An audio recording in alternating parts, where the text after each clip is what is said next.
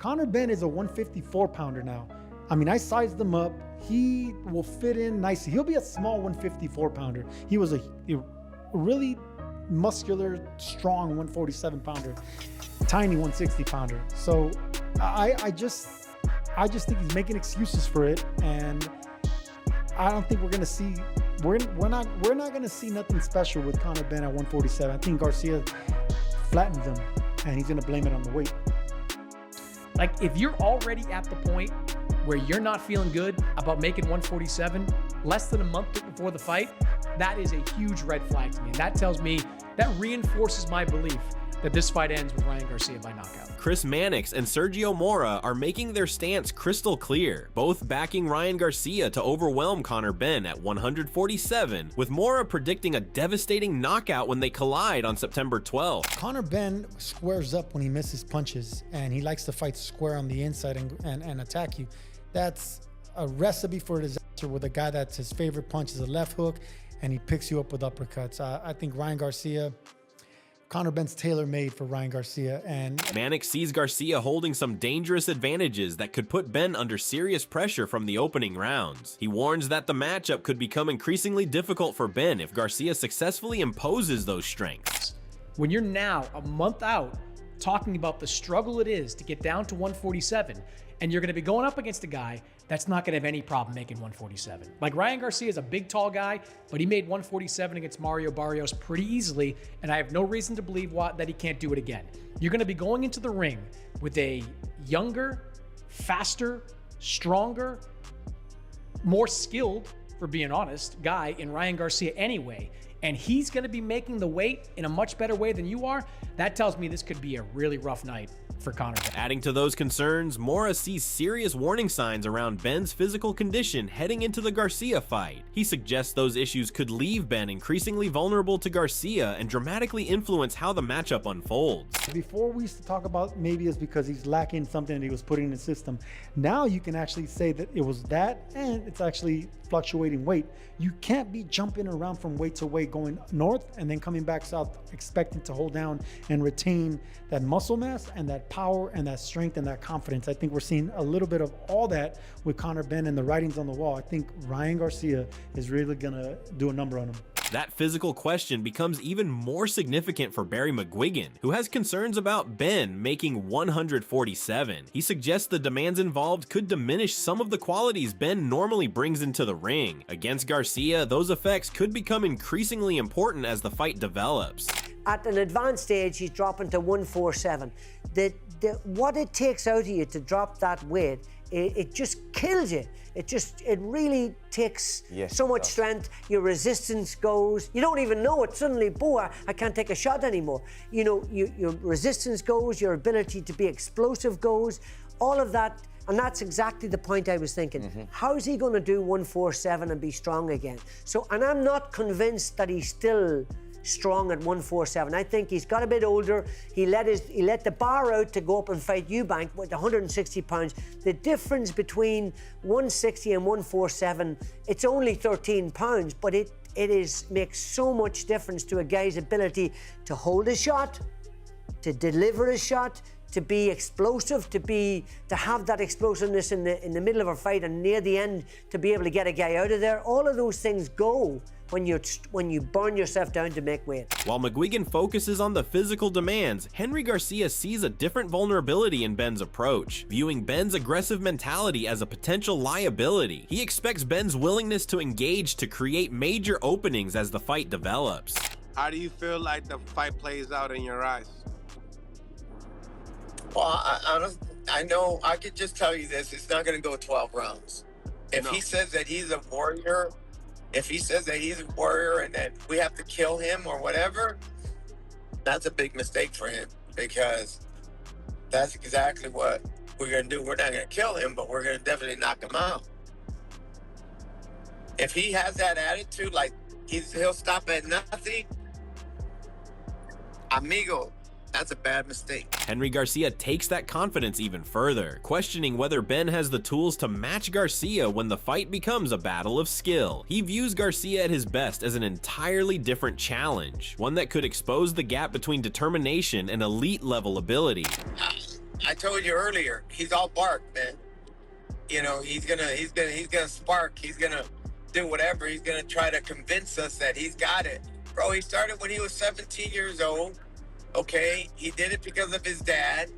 You know, more power to his dad. I like that. But you gotta have more than that, bro. You gotta have some special skills. And then when Ryan, despite how many years you've been in boxing, when Ryan is 100%, you need an army to beat him. Eddie Hearn brings a more measured perspective, viewing Garcia and Benn as an explosive matchup with plenty at stake. Despite the danger Benn brings, one major concern leaves Hearn questioning whether the conditions of this fight could ultimately work against him. Good fight. Two exciting young fighters. I think it's a tough fight for Conor at 147. I think Ryan's a proven world-class fighter, but it'll definitely be a fun fight. Who would you favor in that fight? Ryan Garcia, because again, I don't think Conor should be fighting at 147 anymore. But Conor's dangerous. He's got plenty of heart, and it'll be a good fight. Shifting the discussion toward pure boxing ability, Josh Taylor sees a clear technical edge that could become decisive against Benn. While he respects Benn's physical attributes, Taylor believes their recent performances point toward a difficult night for him. I think Ryan Garcia probably knocks him out,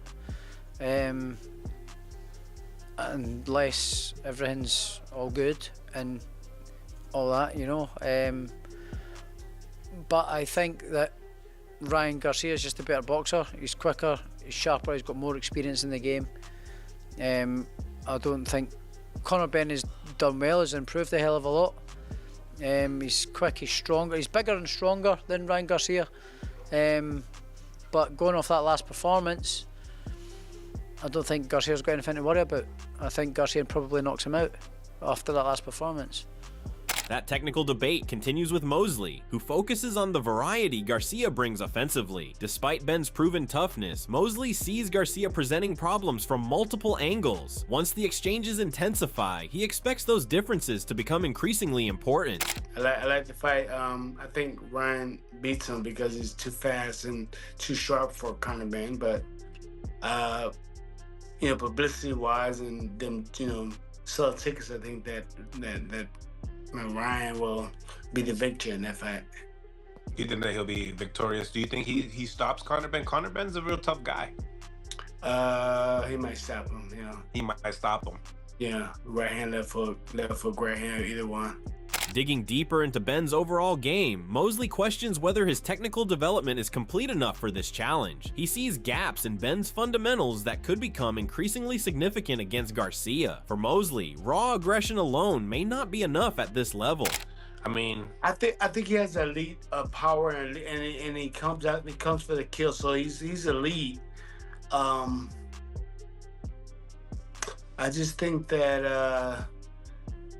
Yeah, maybe he's not like, he hasn't had the background like a lot of, like even Ryan or whatever for the amateur program, like he started kind of late.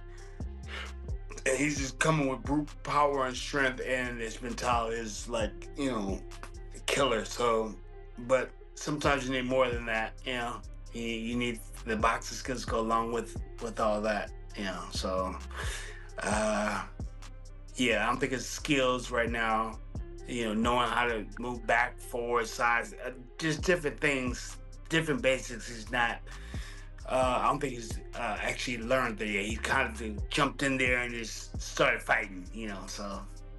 Not everyone is backing Garcia, as Bomac sees Benn as a serious threat who could pose major problems in this matchup. He questions whether Garcia has truly returned to his best form, making his recent trajectory a major concern. For Bomac, any lingering vulnerability could give Benn the opening he needs. Ryan Garcia, Conor Benn. Conor Benn gonna probably stop him.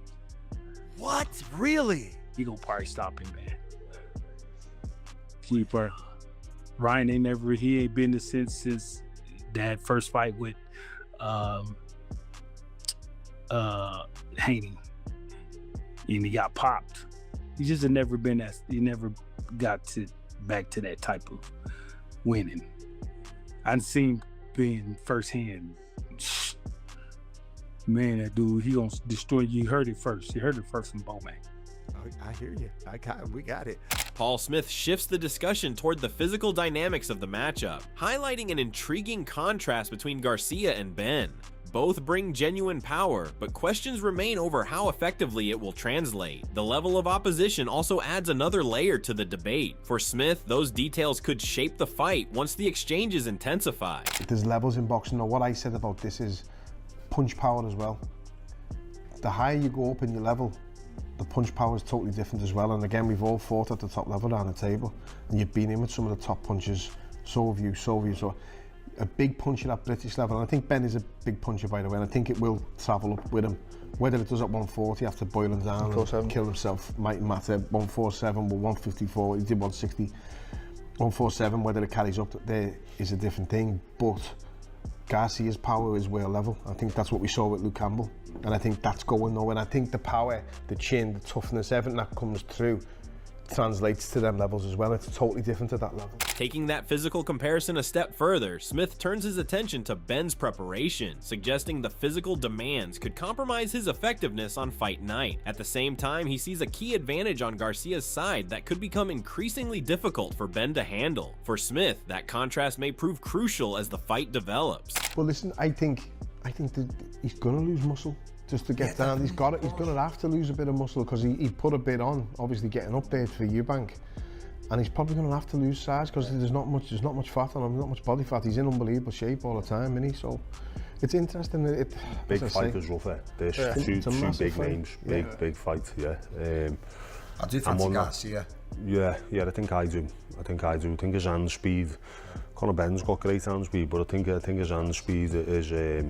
Could make the difference in the fight. For Frank Warren, the bigger issue comes down to pedigree. With Ben still facing unanswered questions against elite opposition, Garcia has already operated on a bigger stage against more accomplished competition. That gap in proven experience makes Warren skeptical about Ben's chances. Ben now has the opportunity to prove he can make that jump. Look, Conor, at this moment in time, for me, he's a big underdog in the fight.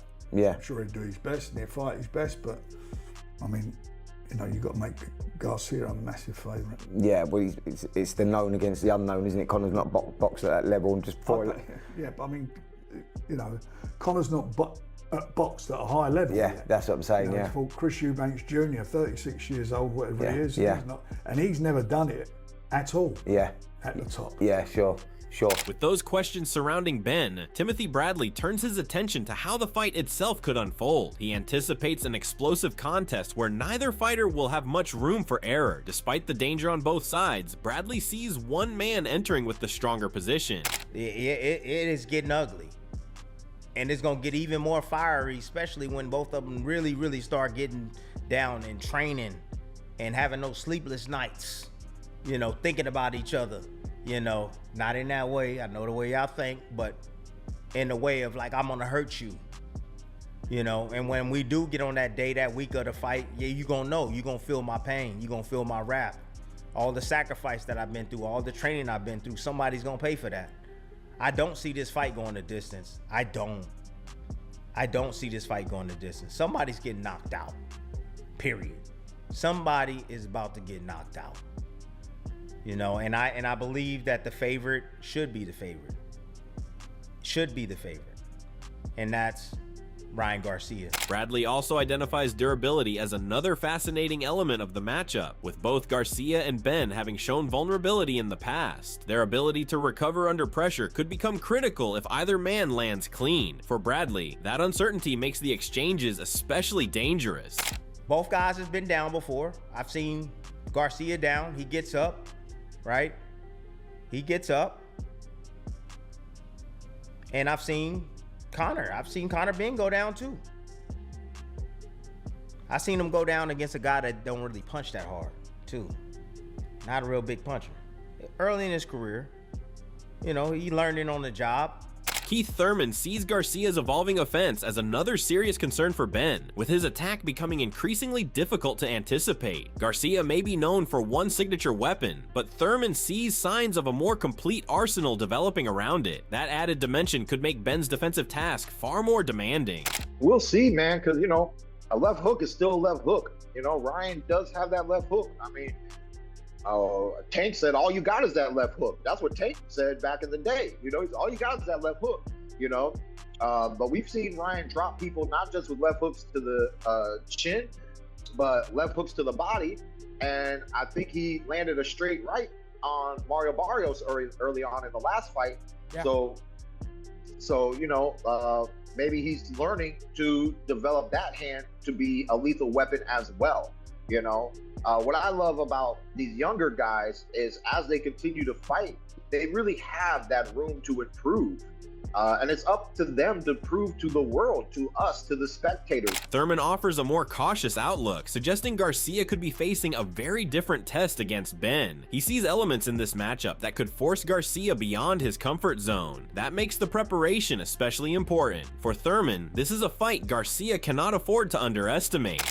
Because styles makes fights. And like you said, this opponent has fought bigger guys, and he's a very physical fighter, very strong, trains really hard. He's going to come to push Ryan. I saw a small comment from Andre Ward, who thinks that, you know, this could be a big challenge for Ryan stylistically as the pressure goes on. So, yeah, Ryan just has to take this fight serious. It's all about the camp, all about the preparation, you know.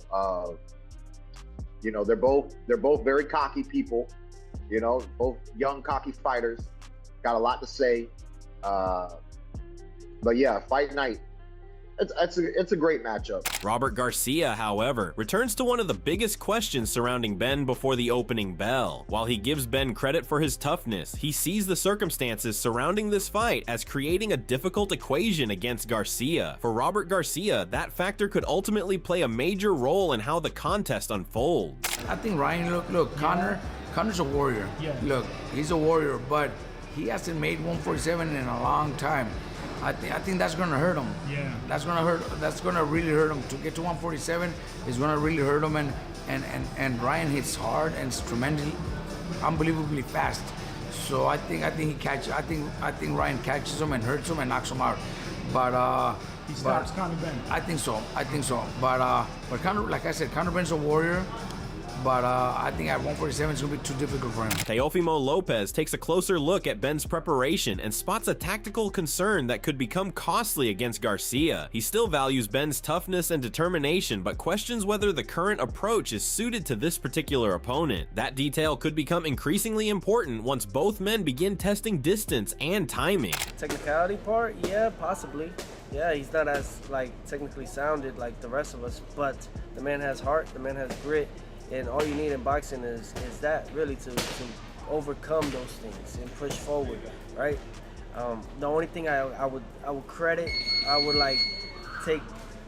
would critique a little bit is the way that they're training for the Ryan Garcia fight. It's too enclosed. It's too enclosed. You mean in terms of distance, the range he's throwing his punches at, his head kind of forward? It's too, yeah. That's all in. That's all for food for Ryan to capitalize and punch on. So, and Ryan would definitely try to hit those tempo shots.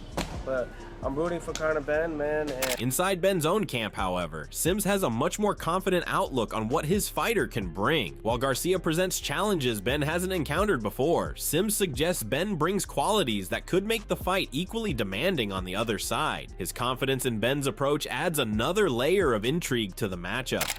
It's Conor Benn's toughest fight. There's no doubt about that. It's his toughest fight. But I think it'll be Ryan Garcia's toughest fight as well. So, you know, he's not going to leave no stone unturned. And, you know, he's going to go in there and give it everything he's got. And, you know, he's got that mentality to do that. And, you know, watching him train and get ready for this fight, and we've still got quite a long way to go yet. And, you know, he's been tunneled vision, get the weight down early so then I can maintain it and then be strong at the weight, which he is. Offering a far more decisive outlook, Paulie Malignaggi views Garcia as holding the stronger hand in this matchup. He points to the difference in overall ability and considers this an opportunity for Garcia to reinforce his standing against a recognizable opponent. Malignaggi expects Garcia's superior skill set to play a significant role when they finally share the ring. The fight doesn't go 6 rounds in my opinion. Ryan knocks him out. Why is that? Is that the disparity in skill? Yeah, I mean, disparity in skill, disparity in power. I don't think Conor Benn's that good, bro. I mean, I think it's obvious he's not that good, but, you know, Ryan Garcia is a very good fighter. You know, when he's motivated and he's pushing himself, and I think, you know, as a champion, Ryan will understand the responsibility on his shoulders as well to elevate his game. He's already at a very good level. He's already a very good fighter, but this fight is an opportunity for him to make a statement because he's fighting a guy who's got a big name, but also a guy who probably doesn't belong in the ring with him. And so I think he's got a chance to do something of a statement in this fight by getting, you know, a massive destructive type of victory. If Garcia and Benn finally share the ring, their contrasting styles could produce an intriguing battle. Will Garcia's timing and technical ability prevail, or can Benn's pressure turn the fight in his favor? Who are you backing, and how do you see it ending? Drop your prediction below, and don't forget to like, subscribe, and turn on notifications for more boxing news and analysis.